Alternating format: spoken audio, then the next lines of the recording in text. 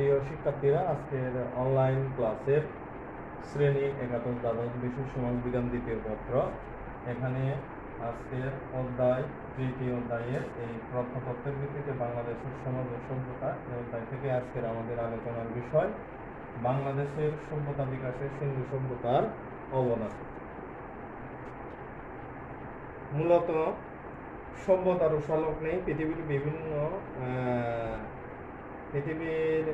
বিভিন্ন অঞ্চলে কয়েকটি দ্রুত গতির সভ্যতা বিভিন্ন ধরনের অবদান রাখে। এসব অঞ্চলকে প্রাচীন সভ্যতার উচ্চভূমিও বলা হয়ে থাকে। সিন্ধু সভ্যতায় বা সিন্ধু উপত্যকায় গড়ে ওঠা ওই রকম সিন্ধু সভ্যতাও এই উচ্চভূমির একটি। প্রাচীন মানব সভ্যতার ইতিহাসে সিন্ধু সভ্যতা এক বিশেষ স্থান দখল করে রয়েছে। একালে ঐতিহাসিকদের মধ্যে একটি ধারণা ছিল যে গ্রিসকে কেন্দ্র করে মূলত বিশ্ব সভ্যতার সৃষ্টি হয়, আর ইউরোপীয়দের বিশ্বাস হলো আর্য জনগোষ্ঠী ভারতীয় উপমহাদেশে আসার পূর্ব পর্যন্ত এই উপমহাদেশের জনগণ ছিল একেবারে বর্বর। পরবর্তী সময়ে 1926 সালে মহেঞ্জোদারো ও হরপ্পার ধ্বংসস্তূপের সংবাদ প্রসার হলেই কিন্তু এই অঞ্চলের প্রাচীনত্ব সম্বন্ধে বিশ্ববাসী অবগত হয়। মূলত বর্তমানে পাকিস্তানের অন্তর্গত সিন্ধু প্রদেশের লারকানা জেলায় সিন্ধু নদীর উপকূলে মহেঞ্জোদারো ও পাঞ্জাবের মন্টগোমারি জেলায় হরপ্পা সভ্যতার ধ্বংসাবশেষ আবিষ্কৃত হয়। সিন্ধু নদীকে কেন্দ্র করে সিন্ধু সভ্যতার বিকাশ ও সমৃদ্ধি ঘটে এবং সিন্ধু সভ্যতা এশিয়ার প্রাচীনতম সভ্যতাগুলোর প্রায় সমযুগের বলে মনে করা হয়। মহেঞ্জোদারো ও হরপ্পার নগর জীবনের ধরন, মান ও সমৃদ্ধিকে লক্ষ্য করে ঐতিহাসিকরা মনে করেন যে সিন্ধু সভ্যতার জনগণ অর্থনৈতিক এবং সাংস্কৃতিক ক্ষেত্রে উৎকর্ষতার চরম শিখরে উপনীত হয়েছিল খ্রিস্টপূর্ব 3000 অব্দ থেকে খ্রিস্টপূর্ব 2500 অব্দে। এবার আমরা দেখব এই সিন্ধু সভ্যতার প্রেক্ষাপটটা কি ছিল।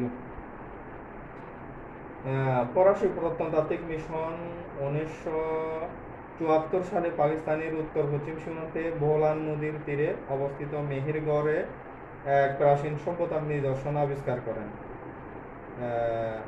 এবং 1980 সালের আগস্ট মাসে সায়েন্টিফিক আমেরিকান পত্রিকায় ফ্রাসোয়া জারিস ও রিসার্চ স্মিথি একটি গবেষণাপত্র প্রকাশ করেন। এ থেকে জানা যায় খ্রিস্টপূর্ব 5000 বছর আগে এই অঞ্চলের সভ্যতার সূচনা হয়। এই সভ্যতার 7 স্তর বিশিষ্ট এবং সপ্তম পর্বের সময়কাল হল 290 খ্রিস্টপূর্ব। এই পর্বের কিছু মৃৎপাত্র ও অন্যান্য নিদর্শনগুলোর সাথে হরপ্পা সভ্যতার মিল আছে বলেও প্রমাণিত হয়েছে। অনেকের ধারণা সিন্ধু সভ্যতা খ্রিস্টপূর্ব 1700 অব্দ পর্যন্ত টিকে ছিল। এই হলো সিন্ধু সভ্যতার প্রেক্ষাপট। এখন আমরা দেখব সিন্ধু সভ্যতার বিস্তৃতি। সিন্ধু সভ্যতা ভারতীয় উপমহাদেশের অন্যতম প্রাচীন সভ্যতা এবং মিশরীয় মেসোপটেমীয় সভ্যতার তুলনায় এই সভ্যতার ভৌগোলিক বিস্তৃতি ছিল খুব বেশি। এই সভ্যতাকে 3টি স্তরে বা 3টি সেক্টরে ভাগ করা যায়, যেমন মহেঞ্জোদারো, হরপ্পা, চানহুদারো। সরস্বতী শতদ্রু উপত্যকা থেকে সৌরাষ্ট্র পর্যন্ত বিস্তৃত ছিল এই সভ্যতা। উত্তর দক্ষিণে 1100 কিলোমিটারের বেশি এবং পূর্ব পশ্চিমে 1600 কিলোমিটারের অধিক এলাকা জুড়ে এই সিন্ধু সভ্যতা বিকশিত হয়েছিল। 1974 সালের পর একাধিক খনন কার্যের ফলে স্বাধীন ভারতের বিভিন্ন অঞ্চলে সিন্ধু সভ্যতার নিদর্শন খুঁজে পাওয়া গেছে। এসব অঞ্চলের মধ্যে রয়েছে পাঞ্জাবের অন্তর্গত রূপসর, চণ্ডীগড়, রাজস্থানের অন্তর্গত কালীবাঙ্গান, হিসার জেলার অন্তর্গত বনওয়ালি, দৌলতপুর, মিতাতাল, উত্তরপ্রদেশের অন্তর্গত আলমগীরপুর, গুজরাটের অন্তর্গত কুচ জেলা, এগুলোই কিন্তু এই অঞ্চলগুলোতেই কিন্তু সিন্ধু সভ্যতা বিকশিত হয়েছে, বিস্তৃতি লাভ করেছে। বর্তমানে গুজরাটের কুজ অঞ্চলে ভুজ শহরের কাছে দোলারি রাতে 50 হেক্টর অঞ্চল জুড়ে একটি দুর্গ বিশিষ্ট শহরের ধ্বংসাবশেষ পাওয়া গেছে, যা সিন্ধু সভ্যতার অন্তর্গত বলে চিহ্নিত করা হয়। এই গেল সিন্ধু সভ্যতার বিস্তৃতি। এরপরে আসতেছে আবিষ্কার। 1875 সালে ভারতীয় প্রত্নতত্ত্ব বিভাগের অধিকর্তা আলেকজান্ডার কানিংহাম পাঞ্জাবে রাবি নদীর তীরে হরপ্পা নামক স্থানে কিছু অজ্ঞাত লিপি, মূর্তি ও কিছু শিলমোহর দেখতে পান। তারপর 1926 সালে খ্যাতনামা প্রত্নতত্ত্ববিদ রাখাল দাস বন্দ্যোপাধ্যায় সিন্ধু নদের পশ্চিম তীরে মহেঞ্জোদারো নামক স্থানে একটি বিশাল ধ্বংসস্তূপ আবিষ্কার করেন। এটাকে বৌদ্ধ যুগের বলে ধারণা করা হয়। এই ধ্বংসস্তূপের ভিতর হরপ্পার শিলমোহরের মতো কিছু শিলমোহর ও শখমুখী প্রস্তরের বা শখমুখী পাথরের হাতিয়ার খুঁজে পাওয়া যায়।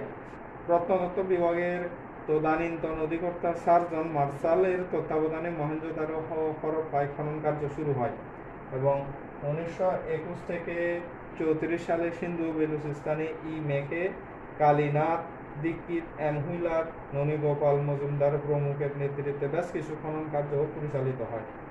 এরপর 1961 থেকে 69 সালে বি লাল ও বি কে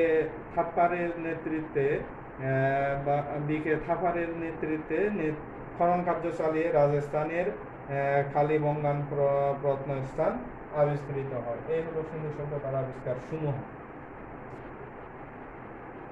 এবার আমরা দেখব সিন্ধু সভ্যতার সামাজিক সাংস্কৃতিক দিক এবং এর কীর্তি অবদানগুলো। এই কীর্তি অবদানগুলোর মধ্যে সিন্ধু সভ্যতার সামাজিক সাংস্কৃতিক দিক এবং কীর্তি অবদানগুলোর মধ্যে প্রথমে আসতেছে নগর জীবন। সিন্ধু সভ্যতা নদী বেষ্টিত হওয়ার ফলে কৃষি অর্থনীতি ছিল এই সভ্যতার মূল শক্তি। বাড়তি উৎপাদনের কারণে এই সমাজে গড়ে ওঠে অবসর জীবনযাপনকারী শ্রেণী, সুষ্ঠু পরিকল্পিত নগর জীবন এবং সংস্কৃতি ও শিল্প চর্চা সমৃদ্ধ উন্নত জীবন বোধ।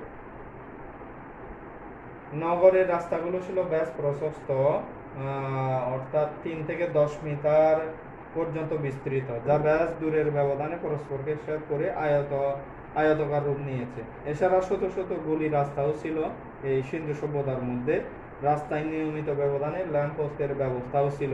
এছাড়া নগরের ভবনগুলো ছিল পোড়াইতের তৈরি।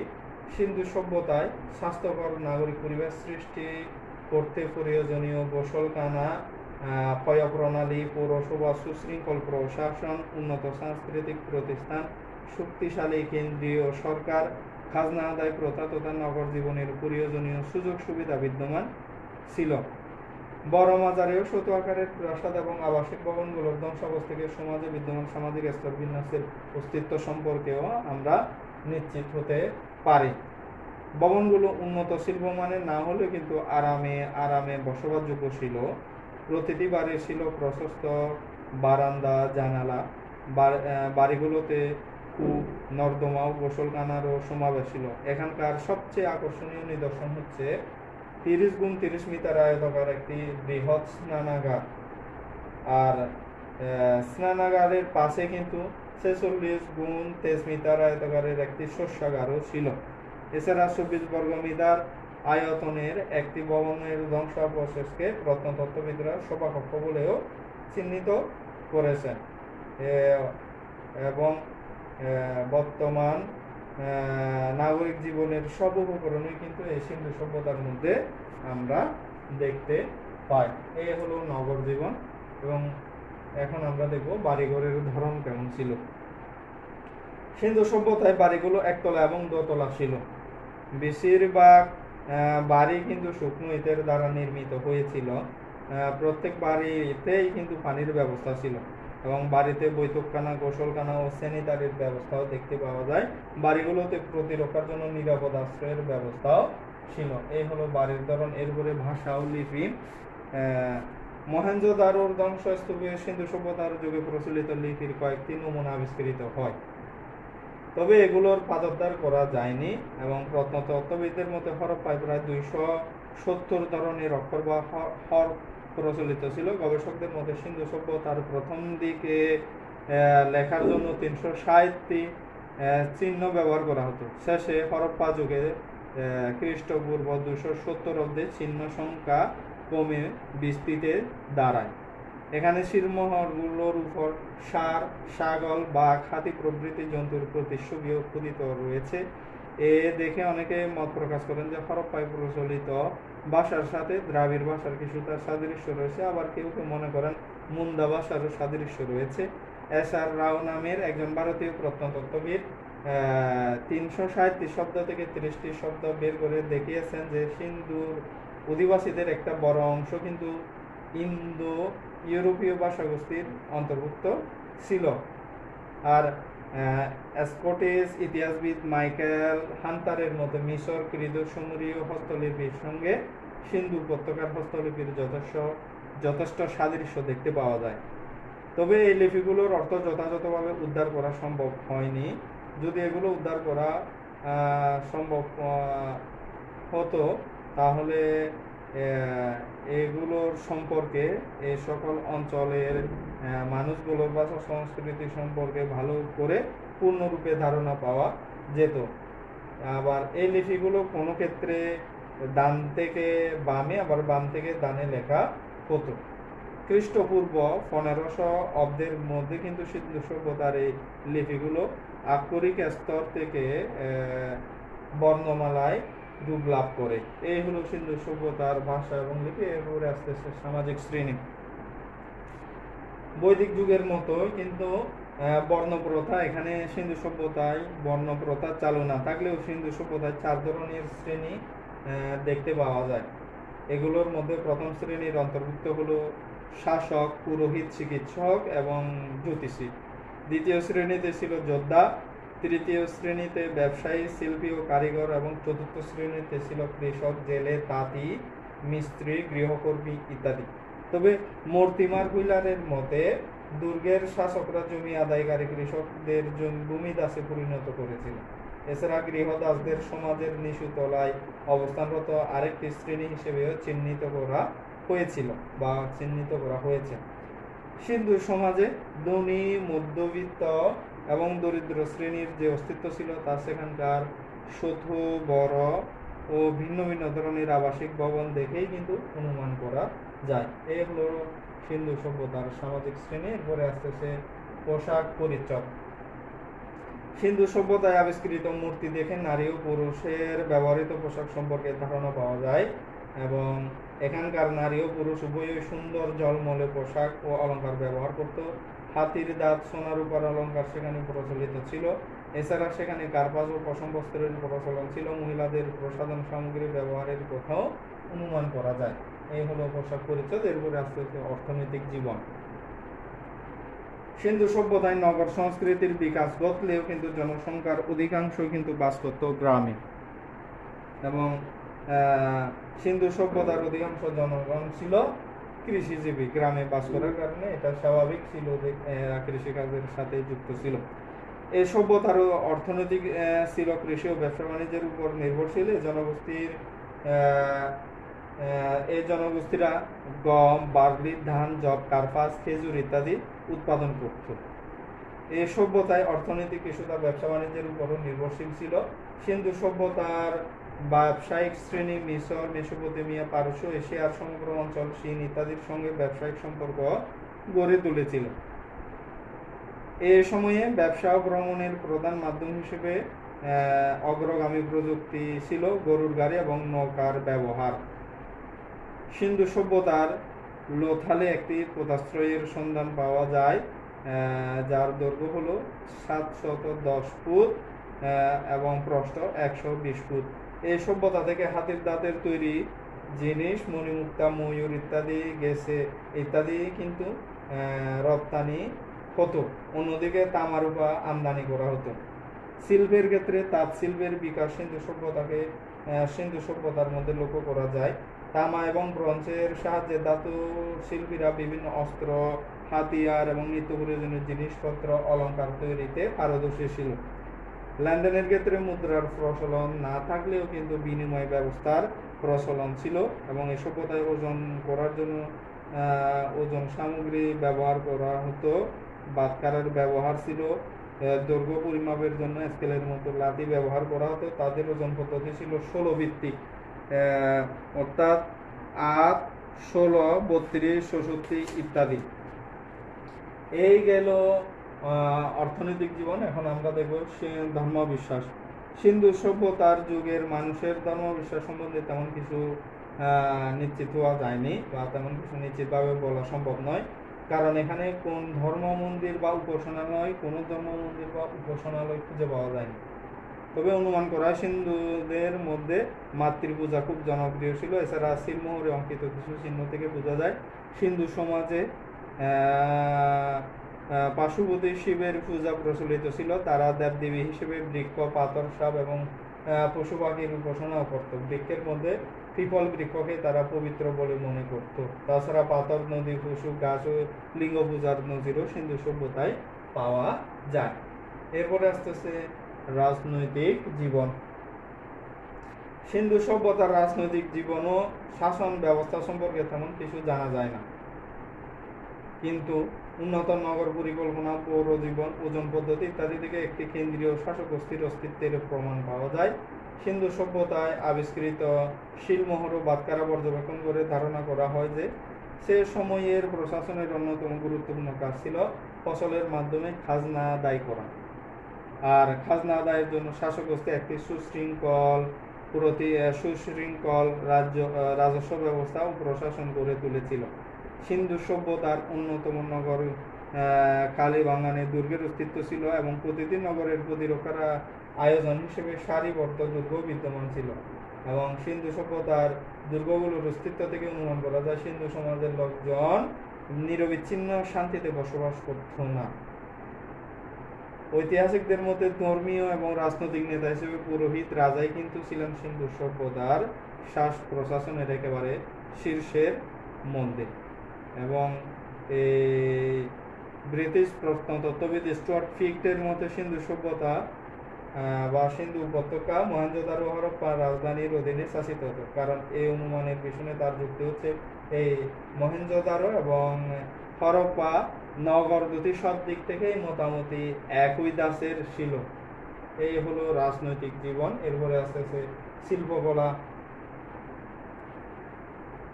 সিন্ধু সভ্যতায় ষাঁড়, মহিষ, শূকর, হাতি, বাঘ, ভেড়া, গন্ডার, গড়িয়াল, কুমির, হরিণ ইত্যাদির ছবিগুলো শিলমোহরে পাওয়া গেছে।